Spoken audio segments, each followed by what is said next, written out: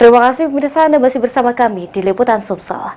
Dinas Kesehatan Kabupaten Muara Enim melakukan razia dengan mendatangi beberapa apotek dan toko obat di Kota Muara Enim terkait adanya larangan edar obat penurun panas yaitu Fraxian yang diduga membahayakan saat dikonsumsi oleh masyarakat.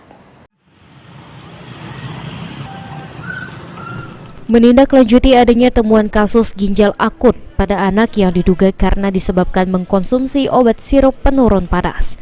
Maka Dinas Kesehatan Muara Enim langsung turun ke lapangan guna melakukan razia ke sejumlah apotek dan toko obat untuk melakukan penyitaan dan juga pelarangan penjualan obat yang dilarang. Aksi cepat ini dilakukan agar tidak banyak masyarakat memberikan obat tersebut kepada anak-anak saat mengalami demam panas atau cacingan. Kepala Dinas Kesehatan Kabupaten Muara Enim, Dr. Eni Zatilah mengatakan, pihaknya memastikan untuk larangan mengkonsumsi obat.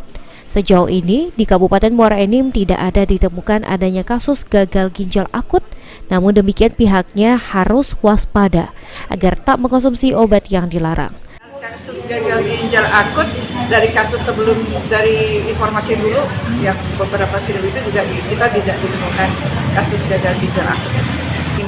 Kalaupun memang harus berobat, pakai aja dulu obat-obat racikan biasanya, atau ke apotek yang memang ada obat-obat yang memang sudah diperbolehkan dijual oleh balai. Kita juga dari Dinas Kesehatan juga melakukan fungsi pengawasan melalui seksi farmasi kan, itu juga memantau setiap ada informasi itu sudah langsung di-sharekan.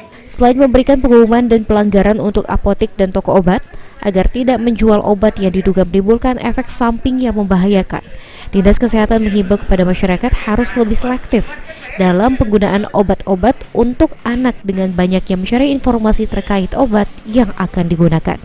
Mardiansyah, PAL TV.